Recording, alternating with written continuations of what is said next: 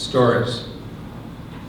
From biographic sketches such as Phil's psychology and psychiatry anthologies to major psychological efforts such as Claire Douglas's Translate This Darkness, we are met with stories of Christiana, some that help us understand her, some that do not. Louis LaFontaine, a Jungian analyst, makes a representative attempt in Christiana Morgan and the Vision Seminars last April. Quote, when Carl Jung met Christiana, he considered her the manifestation of the perfect feminine, une femme inspiratrice, whose role was to act as a muse to great men. She conducted a seminar called the Vision Seminars, analyzing Christiana's many drawings and dreams. She created mythic visions chronicling her struggle with the feminine and the masculine forces in her world. Christiana Drummond Morgan, born Christiana Drummond Conselman, 1897-1967, was a lay psychoanalyst at Harvard University, best known for her co-authoring the thematic apperception test, one of the most widely used projective psychological tests. She administered one of the earliest versions of the test to one of the first diagnosed anorexic patients in Boston. She is mostly remembered as the lover of Henry Morgan. End quote. Seeing Christiana through the lens of the men in her life who defined her, studied her, overshadowed her, or were her lovers, set in contrast to a muted professionalism, renders her as a distant, two-dimensional figure. The story obscures more than it reveals about her as an artist, poet, analyst, and person. There's no hint that her life is a story of a deeply creative, mysterious, and soulful woman, because this very quality of being vulnerable to projections and being misunderstood is at the center of her story. Stories that feature her physical beauty and eroticism are tropes that veil her. Jung and Christiana both suffer from a form of this biographic fate. Each has become an enigma and a transgressive erotic figure, notably to both supporters and detractors.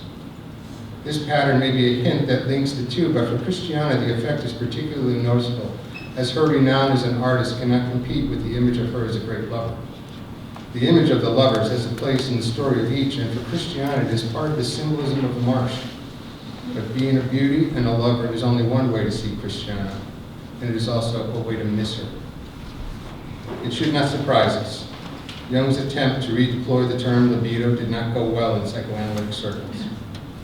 Freud's reduction was as simple as the organizing motif in stories of the rich and the famous or the poorest romance novels. Stories of Christiana, like Jung's, carry the projection of those who can see the tree of sex as libido and miss the forest that is psyche. It's not running. Do you want to show? It's coming.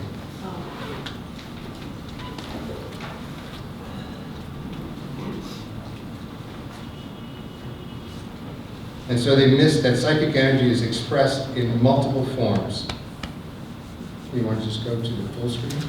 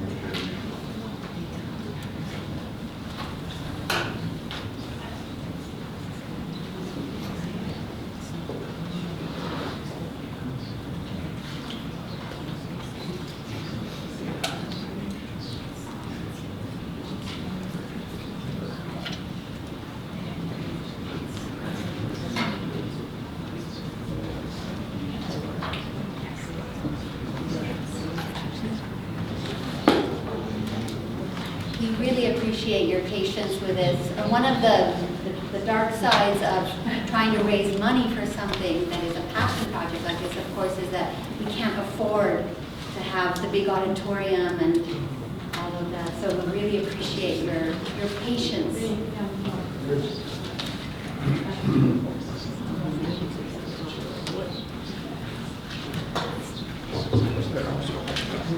Okay.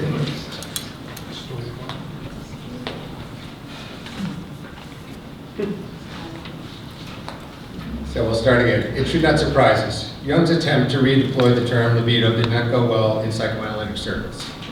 Freud's reduction was as simple as an organizing motif as it is in stories of the rich and famous or in the poorest romance novel. Stories of Christiana, like Jung's, carry the projection of those who can see the tree of sex as libido and miss the forest that is psyche. And so they miss that psychic energy is expressed in multiple forms: eros, sexuality, passionate expressions of this internal force of nature, but so too are the arts and a creative life and moral choice. The task is always too large and exquisitely impossible. There is too much to say, to dance, to love, to mean. Christiana, like Jung, was willing to risk more and be more, to say, as Joyce's character, one who would say yes to this challenge. Jung's typology mapped a way to see the multiplicities of expression and perception. Then he set all four functions in both attitudes into a bath of imagination and the role of choice as the critical formative functions of wholeness. Christiana's work as a researcher was focused on how to translate the imaginal work of a patient into psychological language that her peers could grasp. She was an expert in imagination as an artist, an analyst, and in the creative choices that she made early in her life. She chose to live in a tower. That was her refuge and her work, and her work of art in progress. And chose to live on the edge of a vast saltwater marsh. As a way of telling more of Christiana's story, I will start with the premise that Jung left. Imagination and life choices are soulful means of expression. Choice in art, activity, medium, and place are meaningful gestures. They are the living poem and the telling metaphor. So we will consider a few today. Creative choices, like stories, only give sketches. There is no case to be made. There are moments to be considered, as if looking at a painting in progress or standing in a landscape before the far reaches of a flooded plain filled with color, scent, movement, life, and death. The first scene is provided by Claire Douglas in Translate This Darkness. It is 1906 in York Harbor, Maine. Christiana is not yet 10. She's gardening with her father. Douglas writes, Christiana, mindful of the reprovals of her strict Bostonian mother, chattered about dirty hands. Her father seized a handful of earth and held it to her face. You must never think of this as dirty, he admonished. And then he told her of his southern boyhood and his early love for the soil, that wonderful and mysterious substance which nourishes all life. They returned to their work, and she warmed herself in the pleasure of his interest. This scene with her father highlights that there is a maternal aspect to him that opens to nature, knowledge, others, and life, in contrast with Christiana's mother. So the image of nature has the dual aspect of the maternal. One sees the dirt, the other sees the soil. One is open and says yes to nature, the other is wary. This theme will mark Christiana's life, both outer and inner. A shepherd's unbounded relationship with one, his views is set against the Puritan roots of another point of view. It is as if Christiana heard her father tell her what Jung once said. Nature, psyche, and life appear to me like divinity unfolded. What more could I ask for? But she did not hear his qualifying view. Nature must not win the game. The Great Salt Marsh, second story. It is 1927. Christiana is 30 and purchases the land for her refuge north of the Rowley River at the edge of the Newburyport Marsh, where the Parker River, the Mud River, and the Plum Island rivers meet and meander to the sea. It is a place that is a living buffer between the sea and the shore. Her choice and her expression of an unseen wisdom was to go there and build a tower, inspired by Young, who likewise had to contend with inner floods and storms. The marsh was not news to her. York Harbor, Maine has a marsh that Christiana would have known from her childhood. That marsh is now the Rachel Carson Wildlife Refuge. As marshes are an abundant provider, they've been known to the ancient peoples of New England for over 14,000 years. This history links the great marshes of the New England coast to the most ancient stories of the marshes of Egypt and Mesopotamia. The Newburyport Marsh simultaneously links Christiana to the scene with her father and locates her midway between Boston and York Harbor and places her at the edge of 20,000 acres that is the great marsh of New England. She is in ancestral lands in an ancient environment where nature is powerful and the human relationship with nature is unbroken as far back as primitive humans. It is a scene that changes hourly, but remains as it was for the archaic Paleo-Indians. It is an image for a cycling, mediating, and indeterminate realm in psychic life that is governed by a lunar principle even more powerful than the marsh itself. The marsh was Christiana's refuge, and it is an image of what she was up against. The tower that will be built is a microenvironment built at a human scale at the edge of this vast force of nature that both protected her and threatened to overwhelm her. The marsh is an image with depths in human history from Egypt and Mesopotamia and the Paleolithic age in New England to the present. But it is archetypal because the image can symbolically convey that there is a recurring psychological pattern that this force of nature represents. It is a truth both of an outer and inner reality, and it is deeply ambivalent. In a marsh, the soil is mud. To the good earth that her father held up to her, water is added. It is the deep, fecund soils that are inundated with life and are the constantly enriched base for life that begins and ends in a marsh. Young's example of a tower may have been inspired to Christiana, but his land was on the shore of a mountain lake, not on the edge of 20,000 acres of marshland. The scale conveys that the way Christiana was meeting the depths was different. The difference is there to see in their process and in their artwork.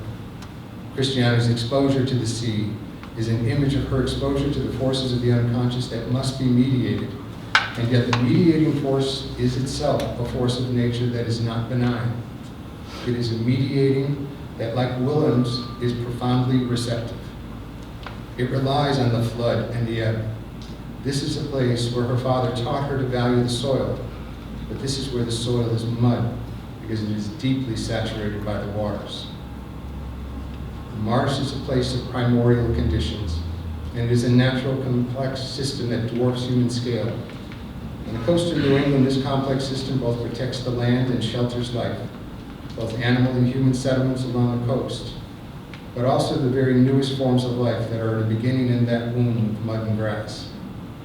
The marsh protects the coast from the ravages of the greater natural force of the North Atlantic, yet it does so with a range that is dynamic, receptive, and unstable. It can absorb the blows of the storm, even as it floods and drowns any life that is not prepared to move. It is not fixed, and though it works to protect and nourish, it does so by taking in as much as is given and remains receptive as a means of coping. Once out of balance, it is as dangerous as tachycardia or an autoimmune disease, an addiction, a compulsion, or an imagination on fire. Sir Lowe, in his dictionary of symbols, cites Schneider. The marsh is a symbol of the decomposition of the spirit. That is the place where this occurs because the lack of the two active elements, air and fire, and the fusion of the two passive elements, water and earth. Mud, union of purely receptive earth and the power of transition and transformation, which is the water. Mud is regarded as the typical medium of the emergence of matter of all kinds.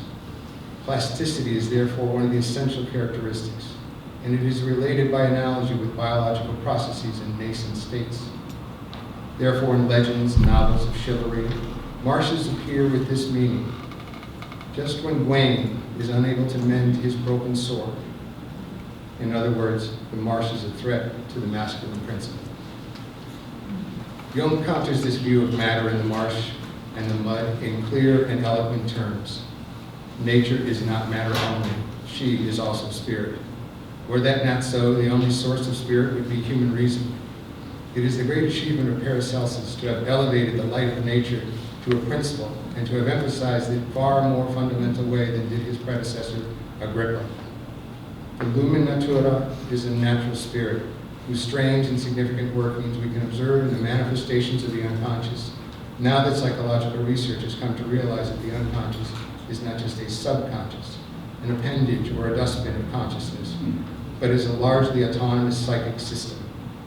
Consciousness can, as we know, be led astray by naturalness as easily as by spirituality, this being the logical consequence of its freedom of choice. The unconscious is not limited only to the instinctual reflex processes of the cortical centers. It also extends beyond consciousness with its symbols. It anticipates the future conscious processes. It is therefore quite as much a superconsciousness. It can also be noted that the Marsh has more to say to Serlo and the symbolist. To begin with, the Marsh has the third element. Air is not missing. The sky is wide open and intimately involved in the marsh. By night and by day, the air is moving. It's a powerful force off the water or off the land. The air is carrying the very scent of the marsh that is fecund decomposition, wasting and piercing. It is the decay, it is the scent of decay and of new life. The fourth, fire, is also there in its most subtle and most ephemeral form as light. It was thought to be the subject for painters that eventually became called luminists, one of whom was Martin Johnson Heade, who painted on the Newburyport marshes for years, 30 years before Christiana's birth. For Heade and for other painters, it is as if light is a spiritual referent for the sublime and the ineffable. Jung recognized that a symbol was the best way to convey what cannot be known. Rudolf Otto had the distinction constructed to capture a quality of the symbol, the numinous. What arouses psychic energy and links the person to another order of being or transports them to the edge of a new vision is numinous. The Marsh was one place where a painter could work to express some intuition about this fourth element of fire. It was there to be painted. It was the light of nature. The Newburyport Marsh is a 4,000-acre palette and only a portion of the Great Marsh. The reflective sea stretches without limit beyond. Together, these elements create a quality of life that is numinous. This coastal and tidal zone is supremely about light. Both the sunrise as it beams across the wetlands and the sunset as it illuminates and bathes the marsh with a light that ranges from the warmest glows to the coolest metallic aquamarines is mercurial hermeticism in color. Martin Johnson, Heade, Emerson, Thoreau, and the Transcendental Movement of the early 19th century have roots that are entangled with each other and are in the deep soils of alchemy in America. They are kindred in their relations to nature, as surely as Heade, like Christiana, share a history to both York Harbor and to the Newburyport Marsh.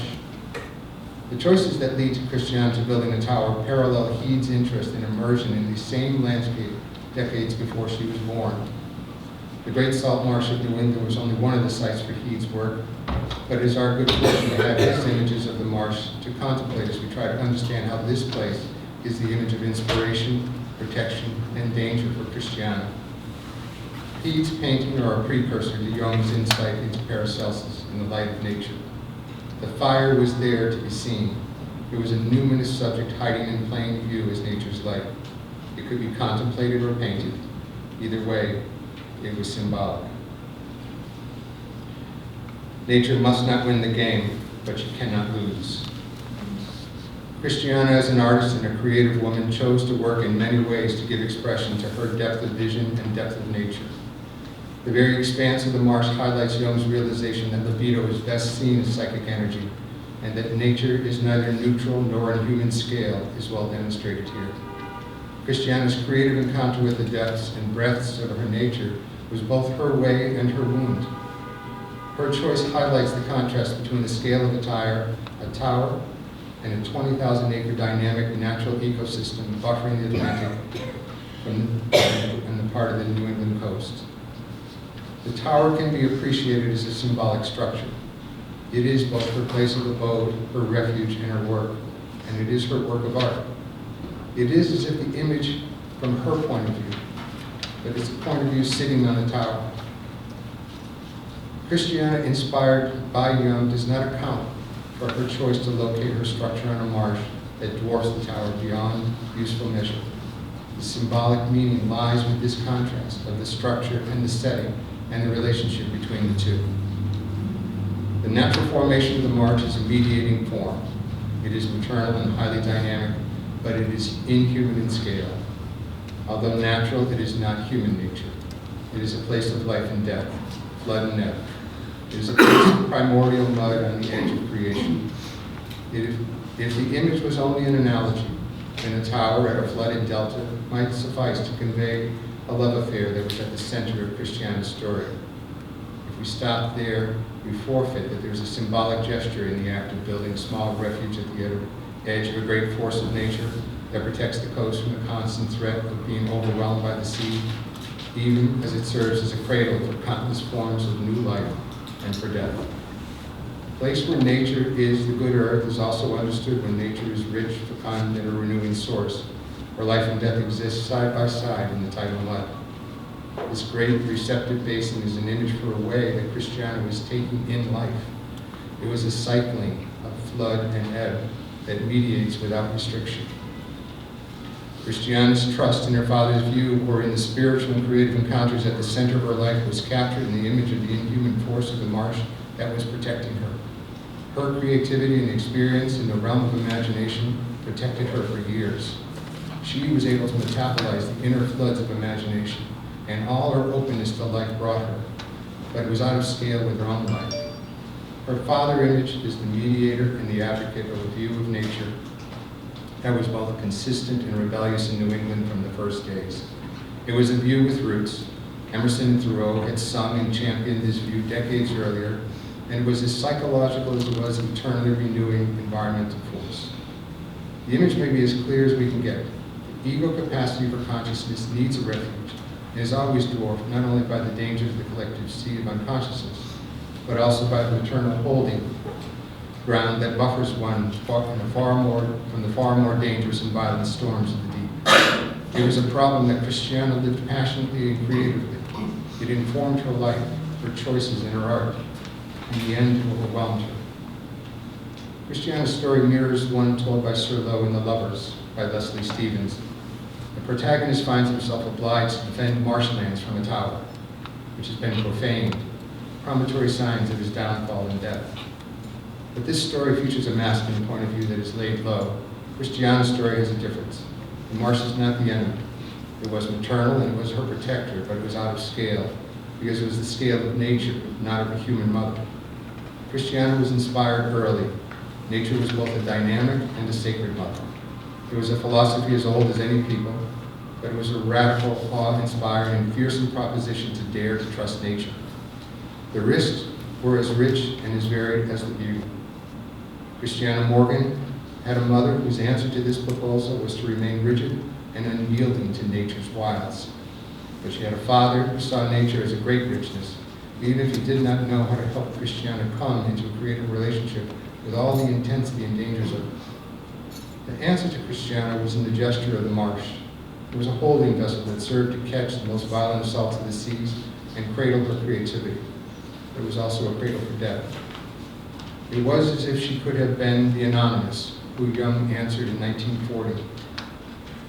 He said, "You trust your unconscious as if it were a loving father, but it is nature, and it cannot be made use of as if it were a reliable human being. It is inhuman and needs the human mind to function usefully for man's purposes. Nature is an incomparable guide if you know how to follow her. She is like the needle of the compass pointing to the north, which is most useful when you have a good man-made ship and when you know how to navigate."